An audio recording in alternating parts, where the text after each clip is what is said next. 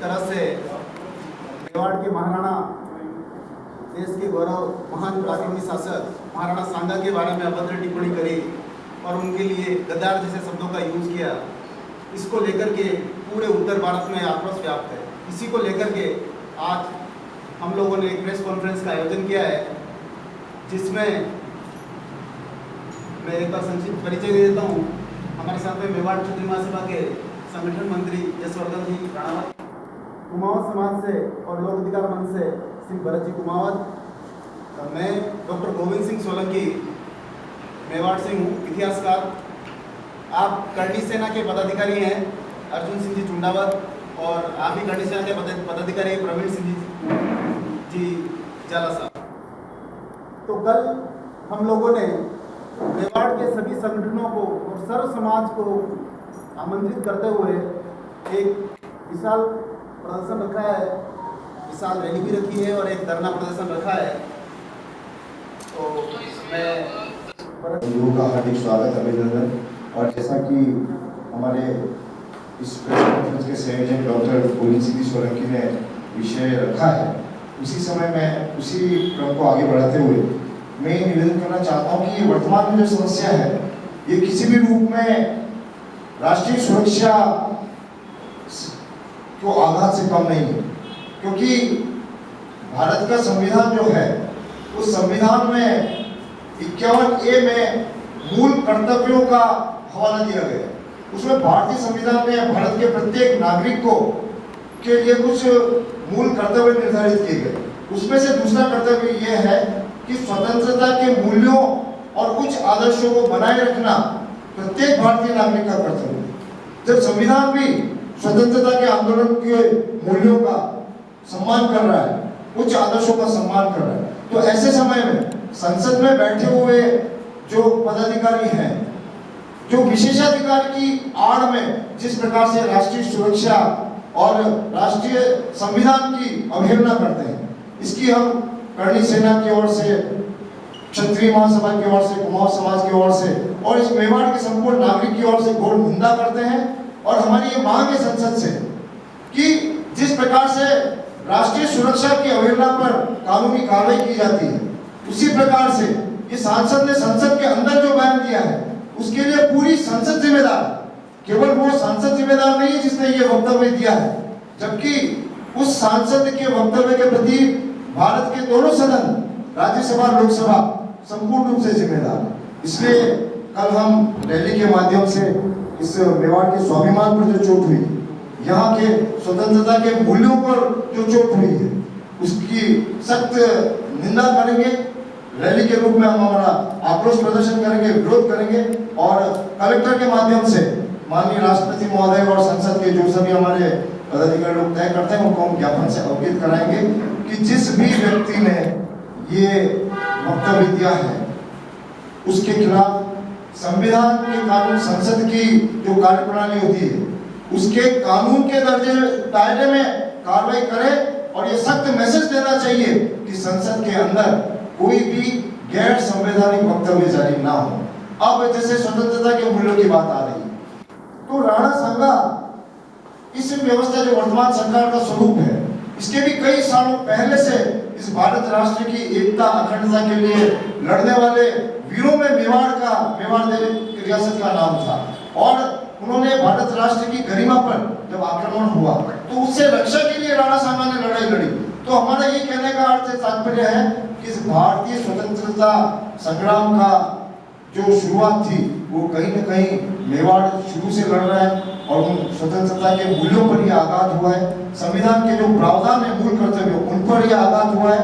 और हम संसद से इस कार्रवाई का चाहते हैं कि संसद अपनी गरिमा को समझे, संसद के जो नियम कायदे हैं उसको समझे और जिस भी सांसद ने ये कृत्य किया है उसको संसद के गरिमा के अनुरूप, कानून के अनुरूप उस पर कार्रवाई की जाए।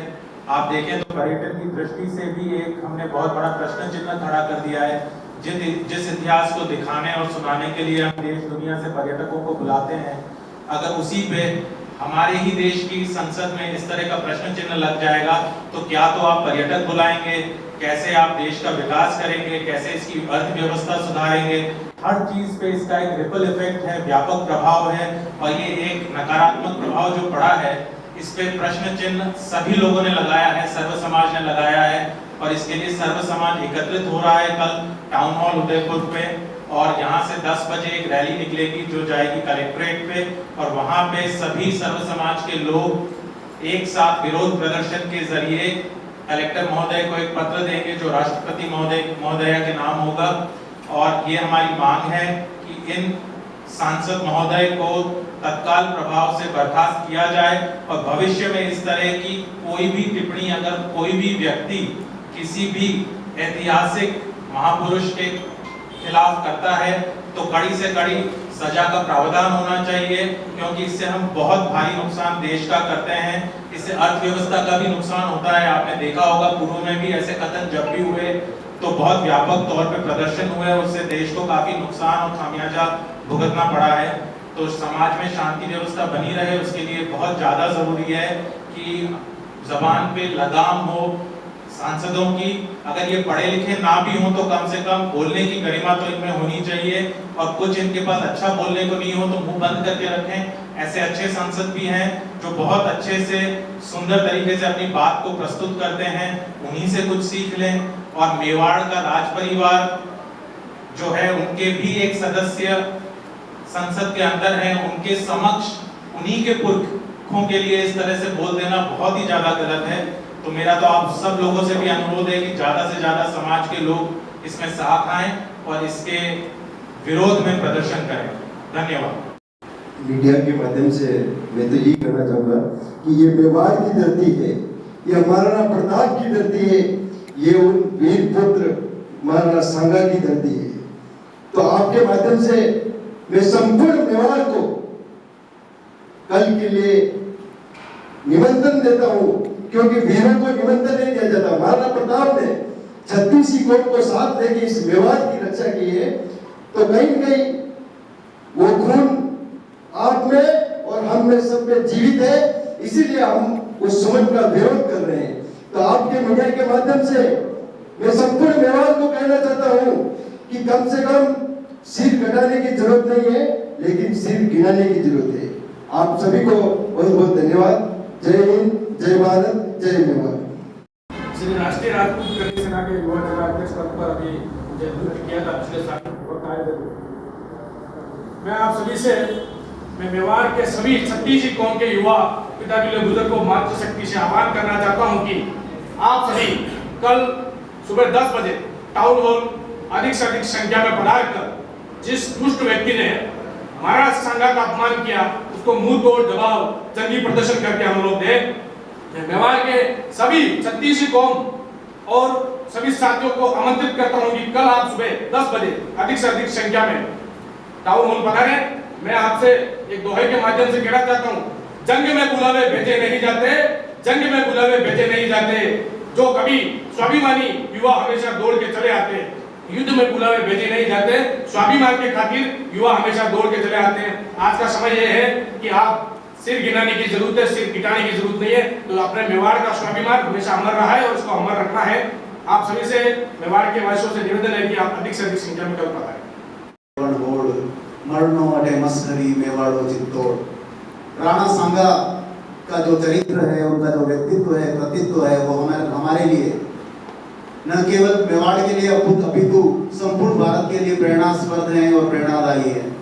जिन्होंने आजीवन स्वतंत्रता के मूल्यों के लिए, जिनकी कहा जाता है कि 80 घाव लगे थे तन पे फिर भी व्यथा नहीं थी मन में, जिन्होंने युद्धों के दौरान अपनी एक आंख, एक हाथ, एक पांव और शरीर पर 80 घाव झेले लेकिन लगातार उन्होंने हार नहीं मानी।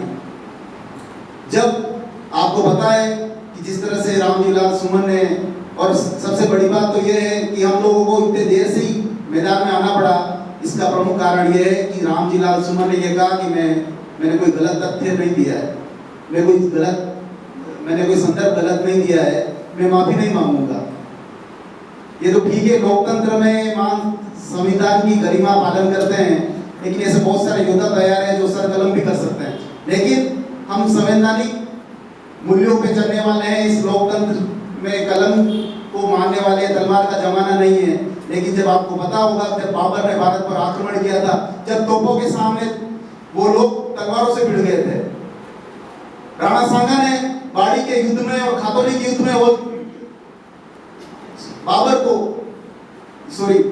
इब्राहिम लोदी को शिकस्त दी थी, तो दिल्ली का सल्तनत का सुल्तान था, और स्वयं बाबर को भी फरवरी 1527 में भयानक युद्ध में शिकस्त दे दी थी।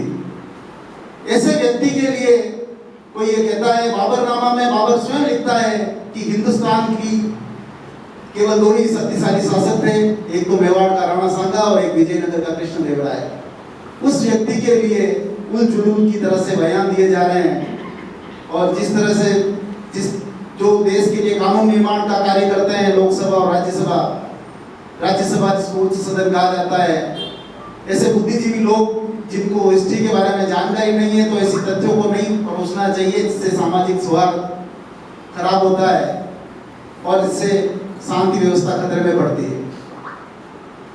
मैं तो भारत सरकार से ये आह्वान करता हूँ कि जिस तरह से इस निंदा कानून किसी भी धर्म के बारे में, किसी जाति के बारे में, किसी इतिहास विकृतीकरण के बारे में कोई भी बोलता है बिना तथ्यों के, तो ऐसा एक कानून लाना चाहिए और इसे कठोर से कठोर कार्रवाई की जानी चाहिए, क्योंकि इस देश की शांति व्यवस्था, लॉ एंड ऑर्डर बनाना सरकार की एक जिम्मेदारी है, और उस जिम्मेदारी का निर्वहन उनको ईमानदारी से करना चाहिए।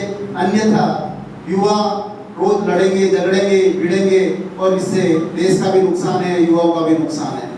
तो जिस तरह से रामजीलाल सुमन ने जो अभद्र टिप्पणी करी, इससे संपूर्ण मेवाड़ में आक्रोश व्याप्त है, और मैं आप सभी इस पत्रकार महोदयों का भी और मेवाड़ की समस्त 36 कौम की जनता का आह्वान करता हूँ कि कल आप आए और दिखाएं कि मेवाड़ अभी भी जिंदा है, यहाँ के रणबांकुरे आज भी बलिदान देने को आतुर हैं। आप अपना आक्रोश, अपनी भीड़ दिखाकर व्यक्त करें। आप सभी का आभार, धन्यवाद। हम सनातन संस्कृति से बिलोंग करते हैं, तो सनातन संस्कृति को किसने बचाया? हमारे महापुरुषों ने बचाया। अब सनातन संस्कृति बची तब हम हिंदू हैं। आप पूरे देश में हम हिंदू का ढिंढोरा पीट रहे हैं, हिंदू के नाम से हम राजनीति कर रहे हैं, राजनीति रोटियां सेक रहे हैं। तो इसका कारण क्या? हिंदू संस्कृति, सनातन संस्कृति को किसने बचाया? हमारे महापुरुषों ने लड़के बचाए। तो महापुरुष किसी जाति विशेष के नहीं, ये सभी हम सब लोगों के। हम चाहते हैं कि देश में कोई दंगा हो, चक्कू लगा दे, हम इकट्ठा हो जाए और बबाल काट लें और 2 दिन 4 दिन रोड जाम कर दे, तोड़ फोड़ कर दे। ऐसे हमारी संस्कृति नहीं बचेगी। हिंदू संस्कृति बचाने के लिए हमारे वीर योद्धाओं को मान सम्मान से बचाना पड़ेगा, उसके बाद हमारी हिंदू संस्कृति बचेगी। फिर हम हिंदू की राजनीति करें तो अच्छा लगेगा। ये जिस तरह से राज होता है, हिंदू की राजनीति कर रहे हैं, इससे हम ना खुशी। समाज मैदान में कल जिस तरह से संसद में रामजीलाल सुमन के द्वारा जो अभद्र शब्दों का प्रयोग किया गया, उसके विरोध स्वरूप कल सुबह 10 बजे टाउन हॉल पे सभी समाज के सभी सदस्यों का एकत्रीकरण, उसके पश्चात रैली के रूप में आक्रोश व्यक्त करते हुए जिला कलेक्टर के मार्फत राष्ट्रपति को ज्ञापन दिया जाएगा। राजनीति का अड्डा नहीं है, राजनीति करने का केंद्र नहीं है। भारत की संसद इसलिए है कि जिन जनप्रतिनिधियों को हम चुनकर सांसद बनाते हैं वे वहाँ जाए और जो जनता की समस्या है, जो लोकतांत्रिक समस्या है, और जिस विषय पर उस सांसद को जो समय दिया गया है वो उसी विषय पर बोले और जनहित पर बोले। लेकिन बड़ा दुर्भाग्य है इस देश का, इस देश की संसद की गरिमा के साथ खिलवाड़ कर रहे हैं और वही लोग कर रहे हैं जो सांसद हैं। इसलिए हमारी ये मांग है कि पूरी संसद उसके लिए जिम्मेदार है, केवल एक सांसद जिम्मेदार नहीं है। और संपूर्ण संसद कहीं ना कहीं राजनीति कर रही है, केवल राजनीति की कबड्डी खेली जा रही है संसद में। इसलिए हम चाहते हैं कि संसद इस बात का दायित्व ले कि आज के बाद कोई भी सांसद जो है संसद की मर्यादा का उल्लंघन नहीं करेगा और जो कानून है संसद का उसी अनुरूप जनहित के कार्य संसद में होंगे, ना कि ओछी राजनीति करके पूरे देश की शांति